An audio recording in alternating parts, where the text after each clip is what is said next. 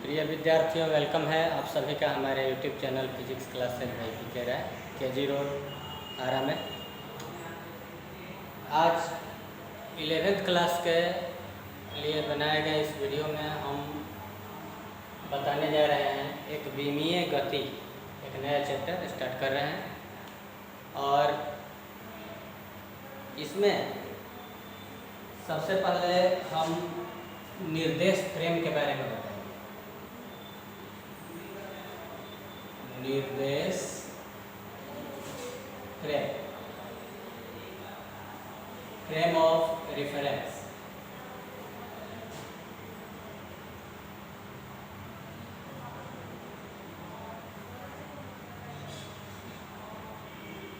Frame of reference. इसके लिए सबसे पहले हम लोगों को वस्तुओं के गति के बारे में जानना होगा।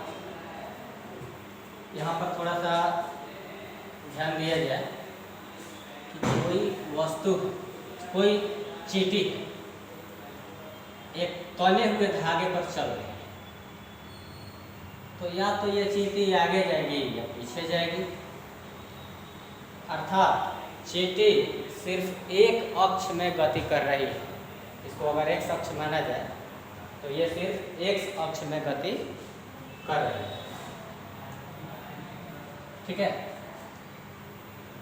चाहे तो एक्स अक्ष में आगे की ओर जाएगी धनात्मक दिशा में या ऋणात्मक दिशा में। लेकिन अगर ये चींटी गिर गई नीचे तो अब दो अक्षों में गति करने के लिए स्वतंत्र है वो,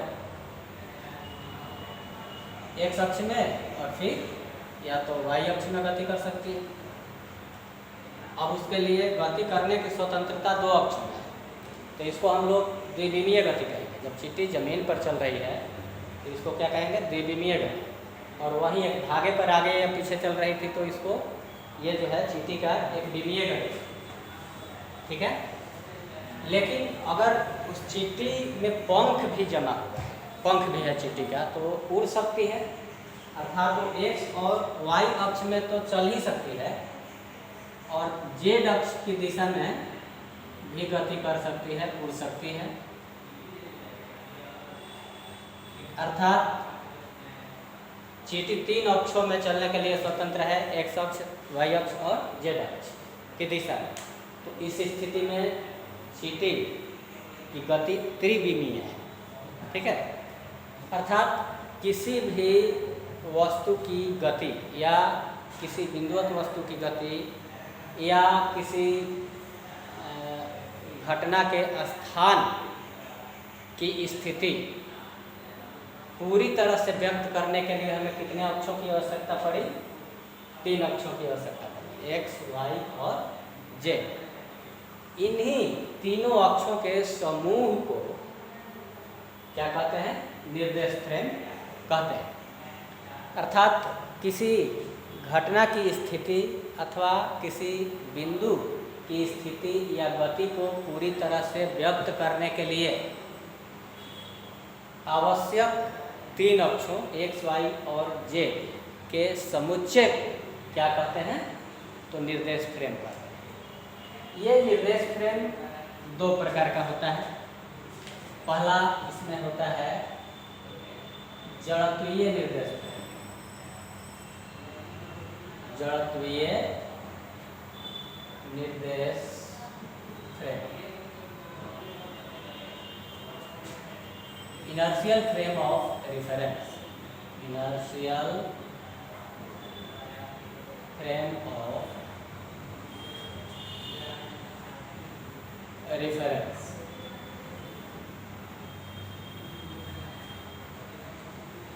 तो जड़त्वीय निर्देश फ्रेम या इनर्शियल फ्रेम ऑफ रेफरेंस क्या होता है, इसके बारे में सबसे पहले हम लोग देखेंगे।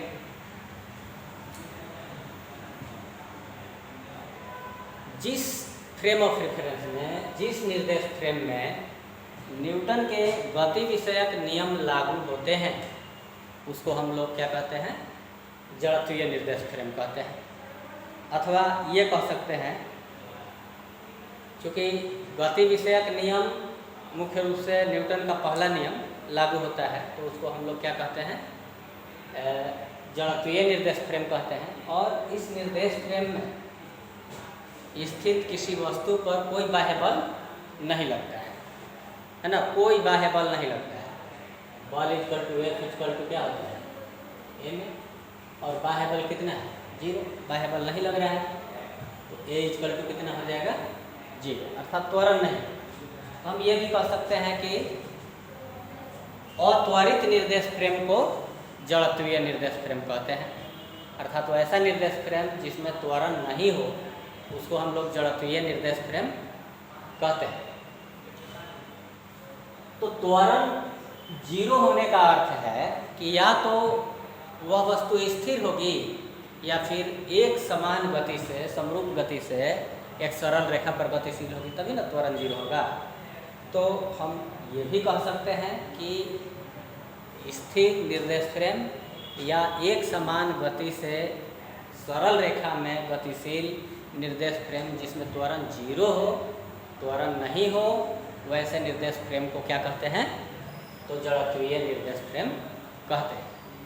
ठीक है, जैसे पृथ्वी पर स्थित कोई भी निर्देश फ्रेम, पृथ्वी पर स्थित कोई भी निर्देश फ्रेम पृथ्वी पर के सभी जीवों के लिए जड़त्वीय निर्देश फ्रेम होगा, है ना। जैसे रोड पर गड़ा हुआ पोल के सापेक्ष हम अगर किसी वस्तु का गति का अध्ययन करते हैं तो वह पोल स्थिर है, तो ये उस वस्तु के लिए जड़त्वीय निर्देश फ्रेम होगा। या एक समान गति से कोई निर्देश फ्रेम चल रहा है, जैसे मान लीजिए कि एक ट्रेन एक समान वेग से सरल रेखा में रेलवे लाइन पर चल रही है, उसके सापेक्ष हम किसी दौड़ते हुए भैंस के गति का अध्ययन करें या उड़ते हुए हवाई जहाज के गति का अध्ययन करें, तो ये भी एक जड़त्वीय निर्देश फ्रेम है, क्योंकि ट्रेन एक समान गति से चल रही है, सरल रेखा पर चल रही है, और दूसरी बात कि इसमें त्वरण 0, तो ये जड़त्वीय निर्देश फ्रेम है।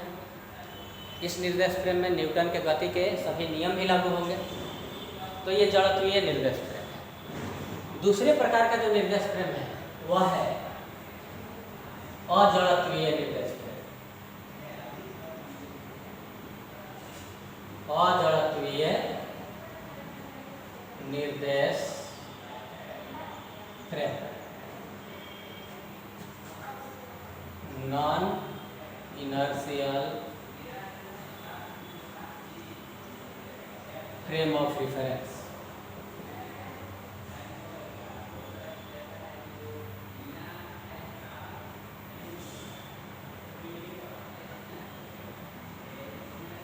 Non inertial frame of reference, ठीक उल्टा, जड़त्वीय निर्देश फ्रेम का ठीक उल्टा, मतलब एक ऐसा निर्देश फ्रेम जिसमें न्यूटन के गति विषयक नियम लागू नहीं होते हैं।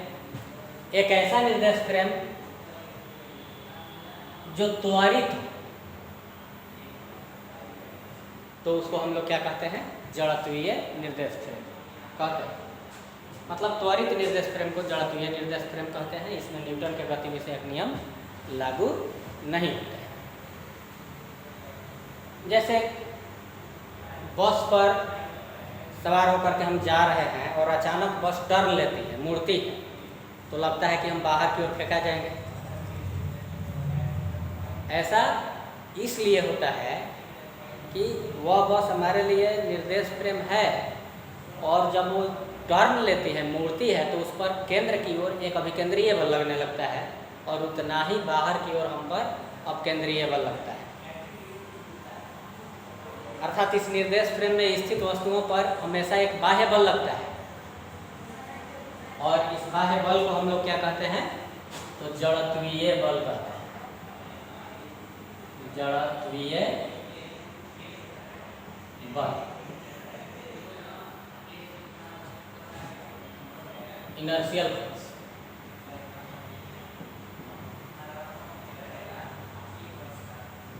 जड़त्वीय बल हमें इसको कहते हैं।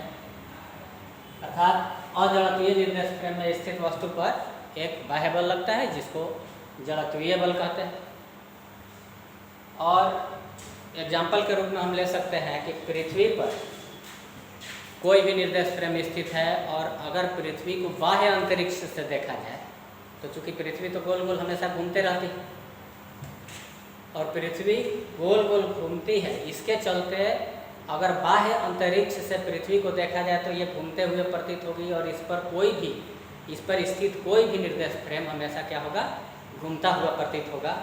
अर्थात उस निर्देश फ्रेम में स्थित प्रत्येक वस्तु पर एक अभिकेंद्रीय बल लगेगा, है ना। अर्थात बाह्य अंतरिक्ष से देखने पर पृथ्वी एक अजड़त्वीय निर्देश फ्रेम है, या कोई भी वस्तु जो गोल गोल घूम रही है वह एक अजड़त्वीय निर्देश फ्रेम है, क्योंकि इसमें त्वरण है ना।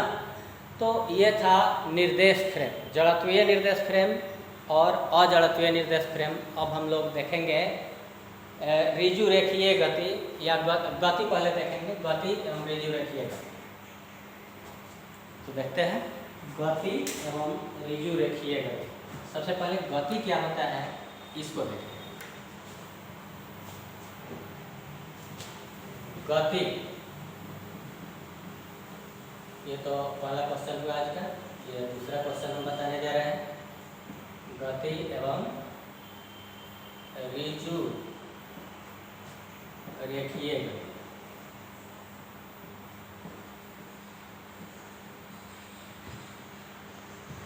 Motion and straight line motion.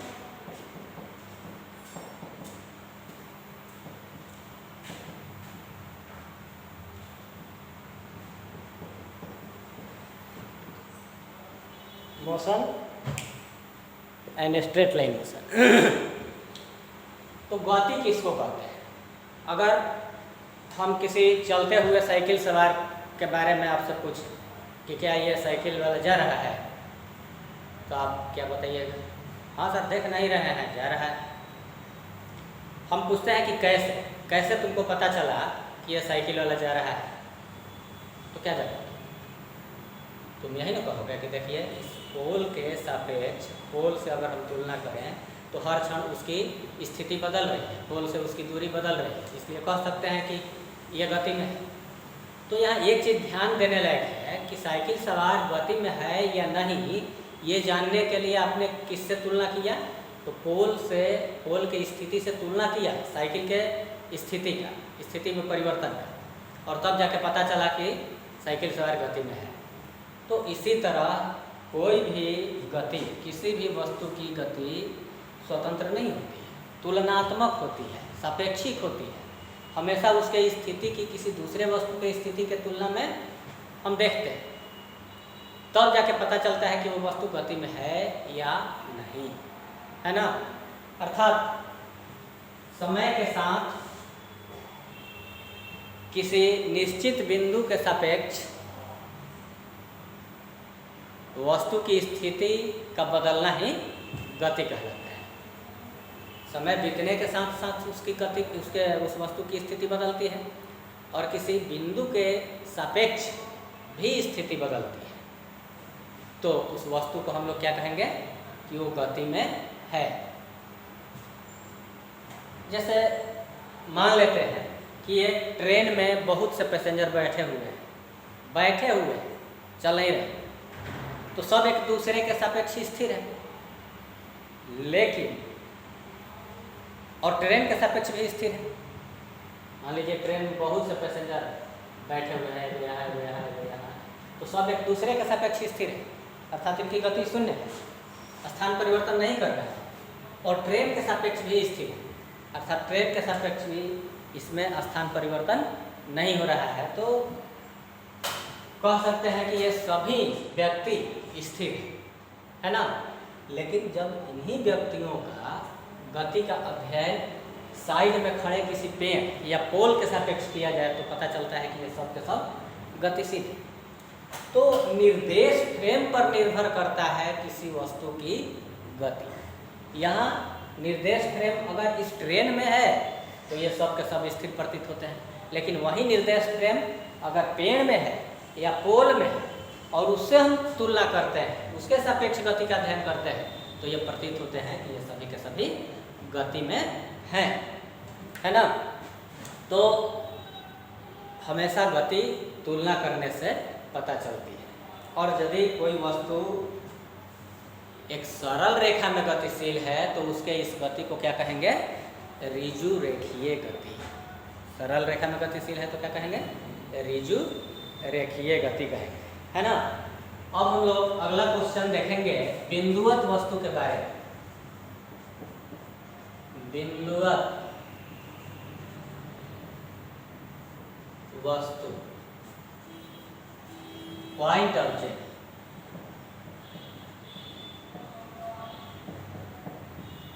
Point object के बारे में देखें,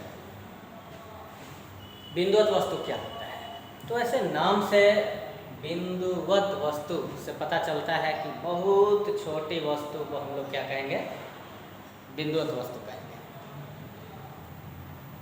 लेकिन यह परिभाषा नहीं हुआ बिंदुवत वस्तु का भौतिकी के अनुसार। वह भौतिकी के अनुसार जब किसी वस्तु का आकार उसके द्वारा तय की गई दूरी की तुलना में काफी छोटी हो तो उसे बिंदुवत वस्तु कहें। या किसी वस्तु के आकार की तुलना में उसके द्वारा तय की गई दूरी बहुत बड़ी हो तो उस वस्तु को क्या कहेंगे? बिंदुवत वस्तु कहेंगे। जैसे एग्जाम्पल के लिए एक चींटी यहाँ पर है और यहाँ चली, ठीक है, यहाँ है और यहाँ चली। ये चींटी का आकार हो, ये चींटी हुई, ठीक है, ये चींटी हुई और यहाँ चली, मैंने अपने से 5 गुना दूरी तय कर ली। अपना जो लंबाई है चींटी के शरीर का उससे 5 गुना दूरी तय कर ली। तो चींटी द्वारा तय की गई दूरी इसके आकार की तुलना में उतनी अधिक नहीं है, बहुत ज़्यादा नहीं है। इसलिए इस उदाहरण में चींटी को बिंदुवत वस्तु नहीं कह सकते हैं। चींटी बल जबकि बहुत छोटी है, फिर भी इस उदाहरण में चींटी के आकार को हम बिंदुवत वस्तु नहीं कह सकते। लेकिन वही चींटी अगर 50 मीटर की दूरी तय कर ले तो इस दूरी की तुलना में चींटी के शरीर का आकार इतना छोटा है कि इसे बिंदुवत वस्तु कहा जा सकता है। या ऐसे कहें कि चींटी के आकार की तुलना में यह दूरी अर्थात 50 मीटर इतनी बड़ी है कि चींटी के आकार को हम लोग क्या कह सकते हैं? बिंदुवत वस्तु कह सकते हैं। इसी प्रकार से जब एक ट्रेन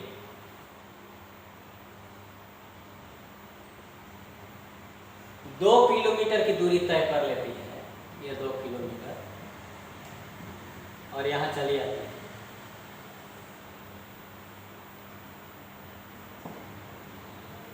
तो ट्रेन के आकार की तुलना में ये दूरी बहुत ज़्यादा बड़ी नहीं है।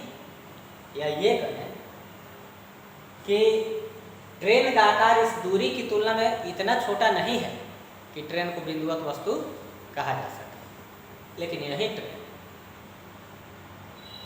अगर पटना से खुलकर दिल्ली जाती है तो 1000 किलोमीटर की दूरी तय की, और इस दूरी की तुलना में ट्रेन का आकार बहुत छोटा माना जा सकता है। और इस उदाहरण में जब ट्रेन पटना से खुलकर दिल्ली जाती है तो इस उदाहरण में ट्रेन एक बिंदुवत वस्तु का कार्य करेगी, है ना। तो हम यहाँ पर देखें कि चींटी अगर अपने से 5 गुना लंबाई तय करती है दूरी, तो चींटी छोटे होते हुए भी बिंदुवत वस्तु नहीं कही जाएगी। और एक ट्रेन 2 किलोमीटर का दूरी तय करने के बाद भी इसे जो है कि नहीं बिंदुवत वस्तु नहीं कर सकता, है ना। लेकिन वही चींटी अगर ज़्यादा दूरी तय करती है, 50 मीटर की दूरी तय करती है, या 500 मीटर या 2 किलोमीटर की दूरी चींटी दूरी तय कर लेती है, तो वह चींटी बिंदुवत वस्तु कहलाएगी। लेकिन वहीं एक ट्रेन 2 किलोमीटर की दूरी तय करती है तो ट्रेन को बिंदुवत वस्तु नहीं कह सकते हैं, है ना। तो अब हम लोग गति से संबंधित कुछ परिभाषा देखेंगे, जैसे दूरी। सबसे पहले दूरी को देखते हैं।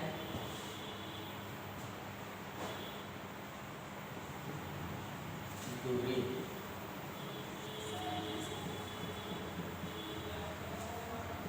डिस्टेंस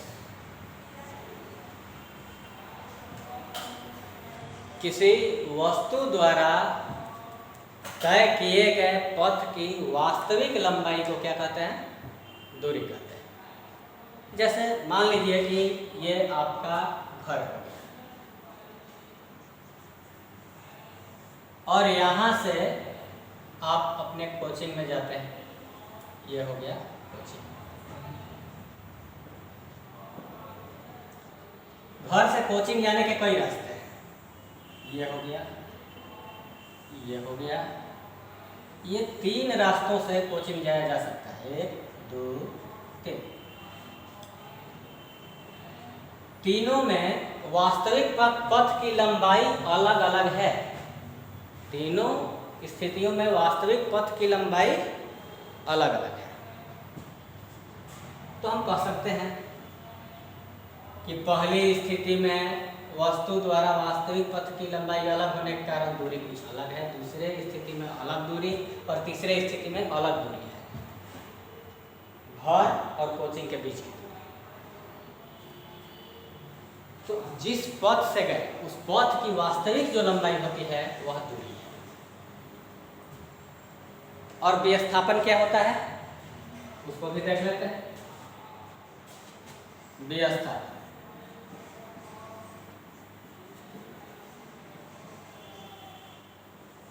डिस्प्लेसमेंट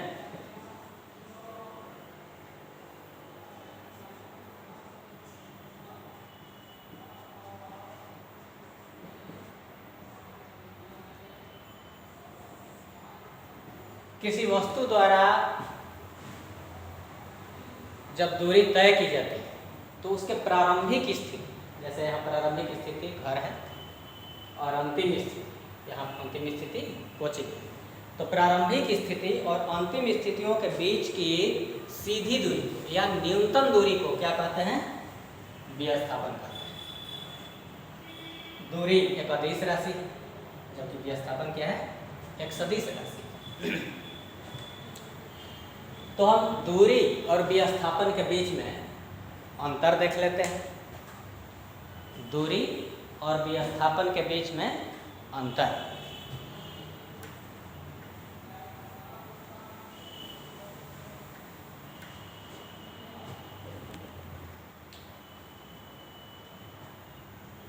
दूरी एवं विस्थापन में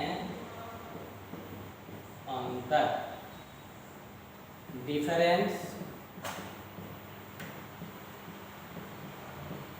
बिटवीन डिस्टेंस एंड डिस्प्लेसमेंट। इसको देखेंगे तो एक तरफ हम दूरी को ले लेते हैं और दूसरी तरफ विस्थापन को। यहाँ पर बाईं ओर विस्थापन एवं दाईं ओर दूरी को लिखा गया है। तो दोनों में अंतर देख लेते हैं। विस्थापन एक सदिश राशि है जबकि दूरी क्या है? अदिश राशि है।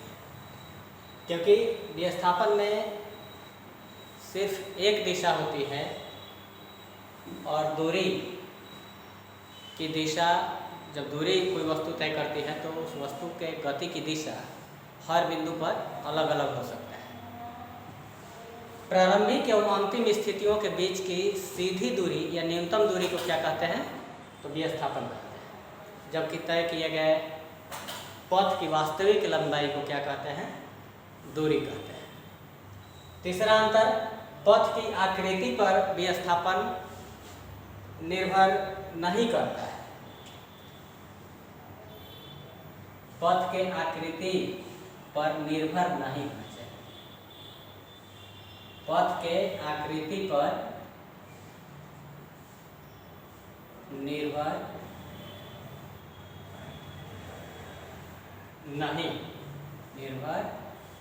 नहीं, यहाँ पर निर्भर होना चाहिए। तो देखिए विस्थापन जो है पथ की आकृति पर निर्भर नहीं करता है, जबकि दूरी पथ की आकृति पर निर्भर करती है। जैसे यहाँ उदाहरण में समझ लीजिए, इस चित्र में घर से कोचिंग जाना है तो 3 रास्ते हैं, चाहे जिस रास्ता से भी आप जाएं, लेकिन विस्थापन तो हमेशा सीधा वाला दूरी को कहेंगे, न्यूनतम दूरी को कहेंगे। तो विस्थापन हमेशा यही रहेगा। दूसरा रास्ता जो है इसकी जो लंबाई है यही विस्थापन है, चाहे आप जिस रास्ते से भी घर से कोचिंग जाए, है ना। तो विस्थापन पर पथ की आकृति का कोई प्रभाव नहीं पड़ता है, लेकिन पथ की आकृति बदल गई, चाहे आप रास्ता 1 से जाएँ, 2 से जाएँ या 3 से जाएँ, तीनों में अलग अलग दूरियां तय करनी पड़ती। चौथा है कि दूरी के बराबर या छोटा होता है विस्थापन। देखिए ये जो सीधी दूरी है ये विस्थापन है, या तो इन दोनों दूरियों से ये छोटा है, या अगर वस्तु प्रारंभिक स्थिति से अंतिम स्थिति तक सीधे पहुंचता है तो इसका अर्थ यह है कि उस स्थिति में विस्थापन जो है दूरी के बराबर है ना। लेकिन पथ की आकृति पर दूरी निर्भर करती है। अगर आप पथ का आकृति चेंज कर दें, इस रास्ते से जाएं तो अलग दूरी, इस रास्ते से जाएं तो अलग दूरी, इस रास्ते से जाएं तो अलग दूरी तय, ठीक है। माने पथ की आकृति पर दूरी निर्भर करती है, लेकिन विस्थापन जो है पथ की आकृति पर निर्भर नहीं करता है। और चौथा है कि दूरी के बराबर या छोटा होता है विस्थापन। यहाँ पर आप देखिए कि सीधा अगर प्रारंभिक स्थिति से अंतिम स्थिति तक वस्तु जाती है तो यहाँ पर क्या होता है कि न्यूनतम दूरी तय होती है, और इसी को हम लोग क्या कहते हैं, विस्थापन कहते हैं। तो इस स्थिति में दूसरे पथ से जाने की स्थिति में दूरी और विस्थापन बराबर होता है, लेकिन दूसरे रास्ते को छोड़ करके और किसी रास्ते से प्रारंभिक स्थिति से अंतिम स्थिति तक वस्तु पहुँचे तो उस स्थिति में विस्थापन जो है कि नहीं दूरी से छोटा होगा, लेकिन दूरी विस्थापन से हमेशा बड़ी होती है या बराबर होती है। दूसरे पथ की स्थिति में दूरी और विस्थापन बराबर है, लेकिन इसके अलावे पथ 1 या पथ 3 से अगर वस्तु प्रारंभिक स्थिति से अंतिम स्थिति तक जाती है तो दोनों स्थितियों में जो दूरी है विस्थापन से बड़ी है ना। दूरी शून्य होने पर, मान लीजिए दूरी शून्य हो गया तो विस्थापन भी शून्य आवश्यक रूप से हो जाएगा। जैसे यहाँ पर प्रारंभिक स्थिति ये है और अंतिम स्थिति भी यही है, मतलब आप घर से चले और घर से चलने के बाद में आप कोचिंग गए, वहाँ से ब्लॉक गए, वहाँ से बाज़ार में गए और फिर घर पर आ गए, तो आप यहाँ से कोचिंग गए, कोचिंग से क्या हो गया कि ब्लॉक में गए और वहाँ से फिर बाज़ार गए और बाज़ार से घर आए, ठीक है।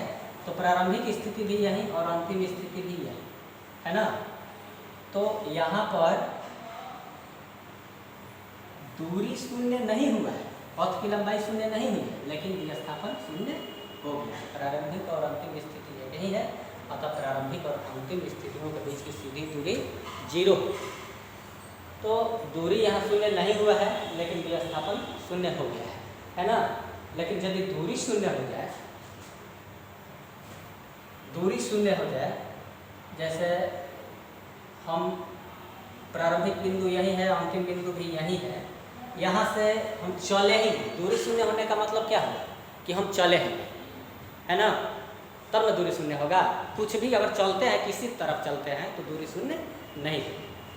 तो दूरी शून्य होने की स्थिति में विस्थापन आवश्यक रूप से शून्य हो जाता है, लेकिन विस्थापन अगर शून्य है, जैसा कि यहाँ प्रारंभिक स्थिति और अंतिम स्थिति एक ही है, तो विस्थापन तो यहाँ शून्य हो गया, लेकिन देख रहे हैं कि दूरी जो है शून्य नहीं है ना।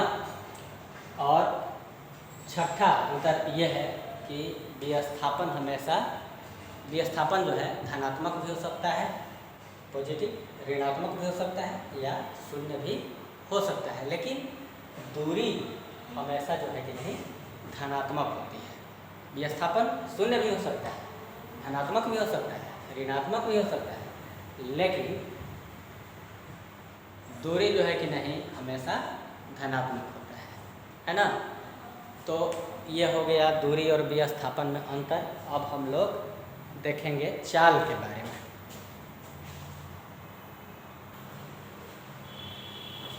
किसी वस्तु द्वारा एकांक समय में अर्थात 1 सेकंड में तय की गई दूरी को चाल कहते हैं। अर्थात चाल बराबर क्या होता है, तय की गई दूरी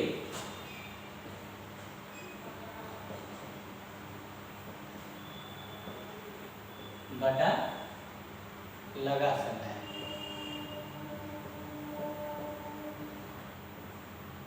ठीक है, क्योंकि तय की गई दूरी है और दूरी क्या है, एक अदिश राशि है और समय तो अदिश राशि ही है।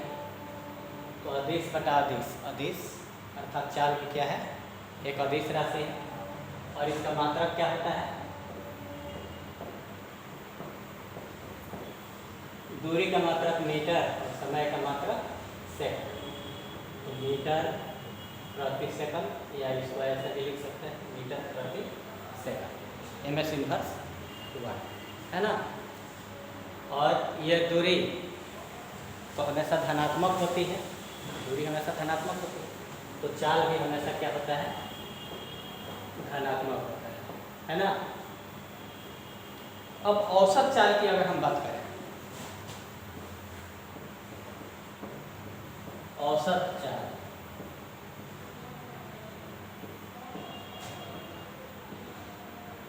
तो तय की गई कुल दूरी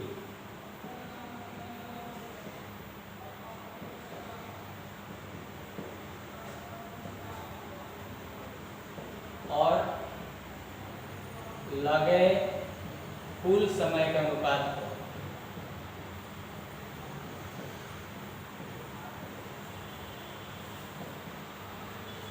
कुल समय के अनुपात को हम लोग क्या कहते हैं, तो औसत चाल कहते हैं। ठीक है, अब हम लोग वेग के बारे में देखेंगे। वेग वेलोसिटी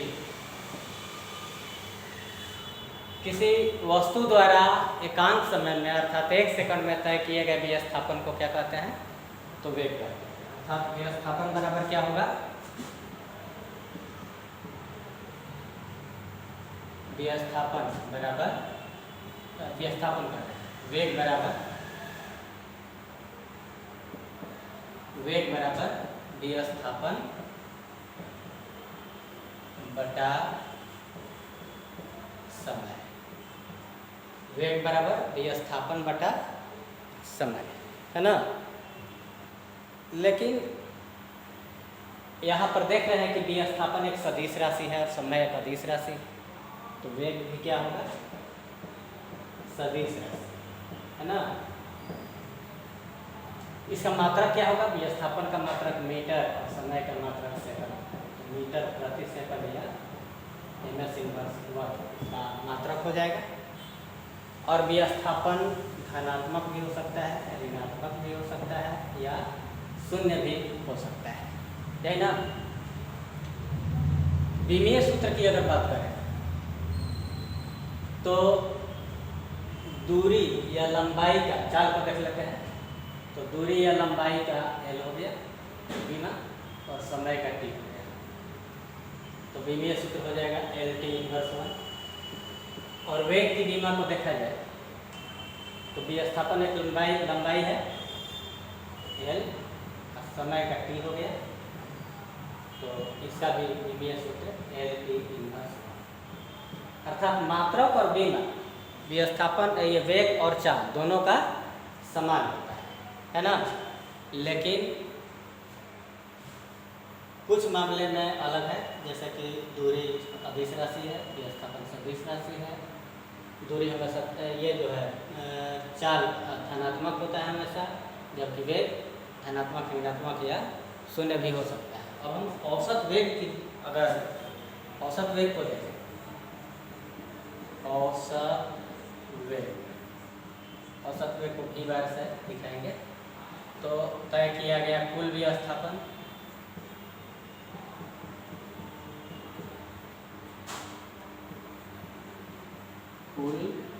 विस्थापन बटा लगा कुल समय।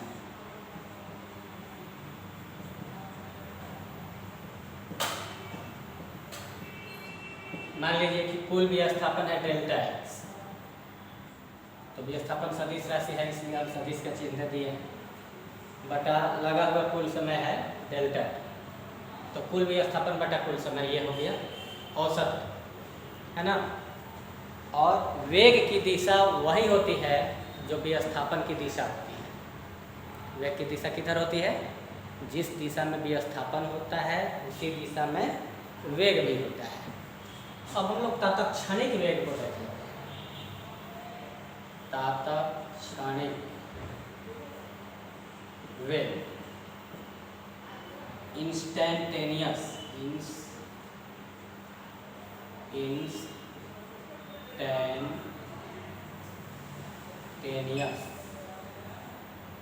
वेलोसिटी।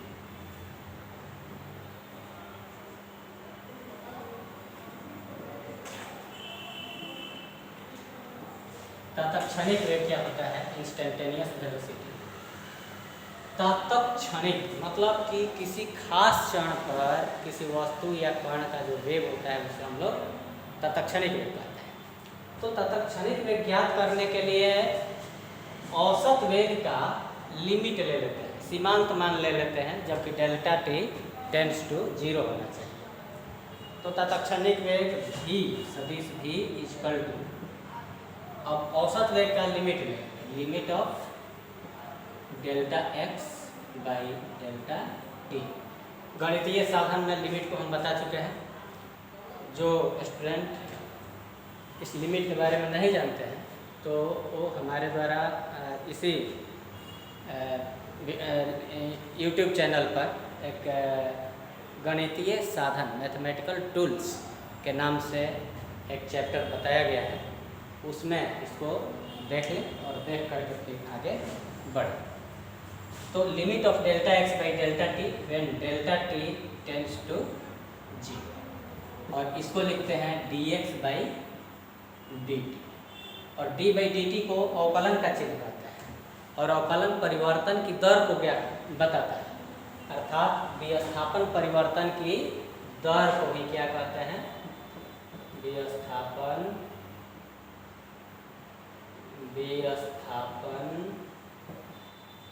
परिवर्तन की दर।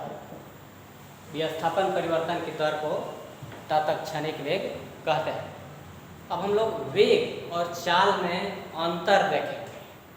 तो एक टेबल बनाते हैं, उसमें बाईं ओर वेग को ले लेते हैं और दाईं ओर विस्थापन को ले लेते हैं, सॉरी दाईं ओर चाल को ले लेते हैं।